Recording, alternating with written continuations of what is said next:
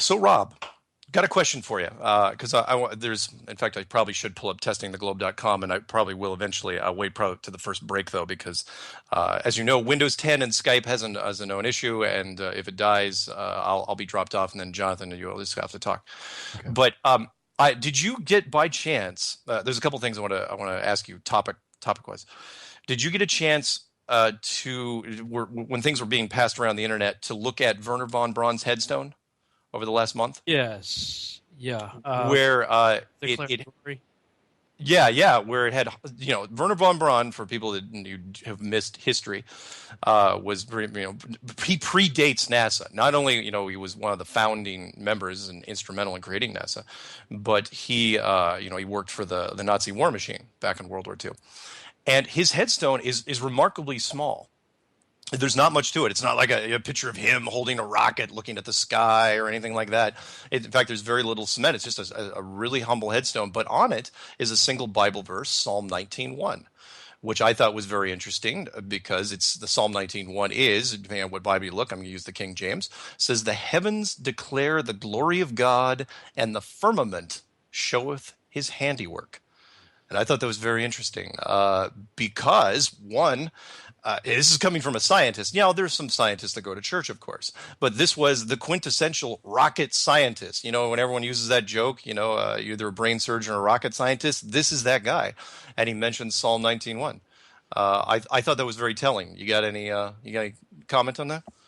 Yeah, I have heard different stories about him later in life kind of changing his ways and, supposedly giving his life to God and spilling the beans on some things. And he had that interview with, I forget her name, something Ross or something like that. Dr. Carolyn Rosin. That's it. That's the one. Carolyn Rosin? Yeah, that talked about her interview or whatever. She had final words with von Braun before he died. She was like a personal secretary to him, something. And supposedly he laid out the whole plan that the global elite are trying to do. Good morning. My name is Carol Rosin. In 1974, after being a sixth grade school teacher, I was introduced to the late Dr. Wernher von Braun in the U.S., the father of rocketry. In my first meeting with him, during that first 3.5 hours, he said to me, "Carol, you will stop the weaponization of space." And I said, teachers don't stop until June. He said, "No, you have to understand. This is February, and we have to prevent the weaponization of space because there is a lie being told to everyone that the weaponization of space is now first being based upon the evil empire, the Russians. There are many enemies," he said, "against whom we're going to build this space-based weapon system. The first of whom was the Russians, which was existing at that time. Then there would be terrorists. Then there would be third world countries. Now we call them rogue nations or nations of concern. Then there would be asteroids." And then he would repeat to me over and over, "And the last card, the last card, the last card would be the extraterrestrial threat." Well, at the time, I kind of laughed when he said asteroids, and when he said extraterrestrials, I knew I wasn't going to deal with that subject. And now we hear in the news just today, this week, that they've slid in another enemy. Only this time we're going to protect our satellites. In other words, we have to have some reason to spend these trillions, to waste these dollars on a space-based weapon system, and they're all lies. This is a system, he told me, that would never protect anyone. Even back then, he talked about suitcase bombs. He talked about chemical, viral, bacterial, biological warfare, that these space-based weapons would never protect us against. And then he told me that, in fact, if you travel around the world, which I did after he died in 1977, I met with people in over 100 countries who were friends. They didn't want to build space-based weapons. I became a space and missile defense consultant. And I worked with people around the world. I became an advisor to the People's Republic of China. They don't want to build a space-based weapon system. And he told me back then that they didn't. He said, "Go to Russia. They're considered to be the enemy." I got on a plane by myself. When I got to Russia, I had a list of people that I had read out of the newspaper. Chernenko was in office then. He was the only one I didn't get a chance to meet. They introduced me to everyone when I got there. And when I got back, I said, "Oh my Lord, this man is telling the truth." Is no threat, and I've been waiting until this day for 27 years, and I'm expecting the spin to happen, because he also explained to me that as a military strategist, as a person who worked on the MX missile, which I did later, he said, you will find that there is going to be a spin to find some enemy against whom we have to build space-based weapons. And now we should expect the spin, because he said part of the formula for the intelligence community is if they might have a weapon, then we have to consider that they do have these weapons. So now they do have these weapons, so now we have to build these weapon systems. And that's the formula, except that it's all based on a lie. What I found, kind of as a side note of interest in this regard, we talked about on the show we did with John the other day, that show on Netflix, Ascension. And in the beginning, the first episode, there's this young kid who's like a reporter, journalist type of kid, and he goes to this sort of nursing home place and finds this aged Project Paperclip former Nazi, NASA scientist, and the guy's got like dementia in bed, and he's kind of babbling to himself or whatever, and he makes a statement about the vaulted dome. I think it was either vaulted dome or interesting the heavenly shield. I forget how he was loosely quoting scripture in sort of this babble speech that he was kind of rambling. The quality of mercy is not strained. It droppeth as the gentle rain from heaven upon the places. He was agitated earlier. That's why we called. His visitor seemed Visitor? I'm his only visitor, and he barely knows I'm here. Beneath me, beneath you, beneath the vault of heaven, we make all anew. Dad, can you talk to me for once? I don't know the man, but he's still on the grounds. I passed him just outside talking on his phone.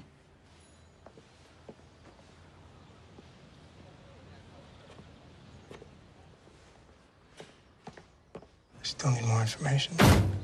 Why are you harassing my father? You're the son, hers. Look, I'm really sorry about what your father's going through. The stroke and what it's done to him, it must be hellish to see him that way. I'm Mark Hayes. I didn't mean to upset him. I've admired Dr. Ensman for years. I'm doing my dissertation on his work. You're an academic. Yeah. I'm finishing my PhD on the history of the early space program. It's tragic to me that most people don't know who your father is. He inspired me. He inspired me, too. I guess it's kind of hard to top a dad who escaped from the Nazis and then developed rockets for NASA, huh? He makes a statement, which sets, if you know the show, sets the stage for, there's nowhere to go. We can't go up, we can't go out. And the very end of that first season, basically, the people on the ship were a grand experiment, and this girl starts to manifest some sort of supernatural powers. And through these supernatural powers, one of the astronauts on this alleged spaceship is basically supernaturally transported like through a wormhole, warp, or whatever, and ends up, it looks like, on Mars. Yeah. But from the beginning of the show to the end of it, this whole idea of this vaulted dome over us is prohibitive. We can't get out of here that way. Yeah. So the next logical way then must be through a portal or some sort of interdimensional pathway. Yeah. So real interesting. I don't know what to make of the Wernher von Braun stuff, at least in his later years, but during his NASA years, I mean, right here we're right in the middle of the space race, allegedly, with Russia, and he goes down to Antarctica with a bunch of other Nazi. No, I get them mixed up now. Nazis and NASA, because they're pretty much synonymous. Good one, yeah. These somebody said NASA stands for Nazi American Space Apes. It's appropriate, but I mean, he's down there in Antarctica looking for moon rocks. Now, I'm saying, wait a minute. We haven't, at least at that point, we hadn't even been to the moon. So it's not like you could pick up a rock and turn it over and it says made on the moon. So how are you going to know the rock that you're holding? You have no litmus test to prove that the rock that you have is a moon rock, and yet they're down there collecting moon rocks before we ever allegedly went there. Yeah.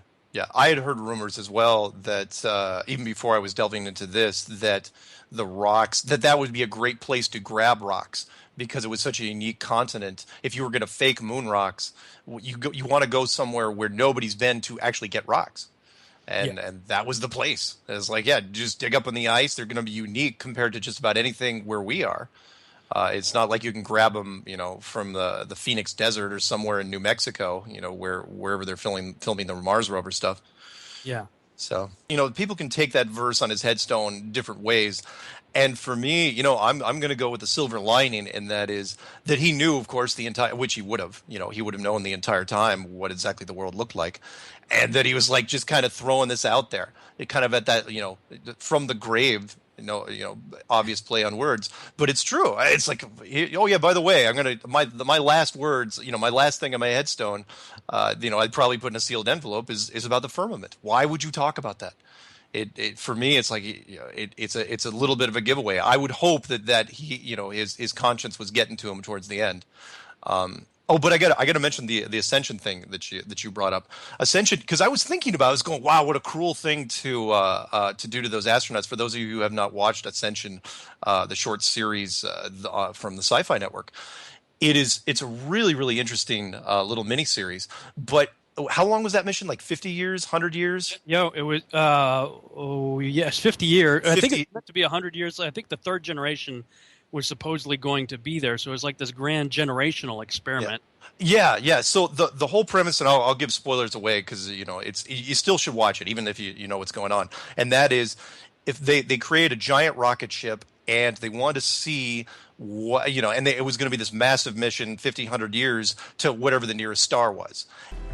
Our eyes must be focused on the stars if we are to have any hope of surviving this arms race, this space race, indeed, this human race. Have you seen Lorelai? No. I'm sure she's around somewhere. Esteemed colleagues, friends, ladies and gentlemen, I give you Ascension. And what they did was the rocket didn't go anywhere. They just put it in this giant hangar and simulated the stars with these massive planetariums all around it, so that if you were on the bridge of the spaceship, you didn't know if you were in real space or not. And I thought, wow, that's awful. But at the same time, if you're gonna, and the whole purpose was they wanted to test people in long-term space situations, to where there was multi-generations of people living in space. And if you're gonna do that, you really can't tell them. Because if you do, it takes, like the guy said at the end of the first season, it takes away it. Once they figure it out, the whole thing falls apart. Because psychologically, then they don't care anymore. It's like, well, we're in a studio anyway, so who cares? We're just going to be living in this place for 50 years. Putting them out in space, it's a whole different aspect. I think it was episode 2 or 3 where this lower level mechanic guy or whatever causes some trouble, and they have a fight, and basically to end the fight, the guy who was fighting with him sends him through the airlock, and he thinks he's being sucked out in space and he's dead.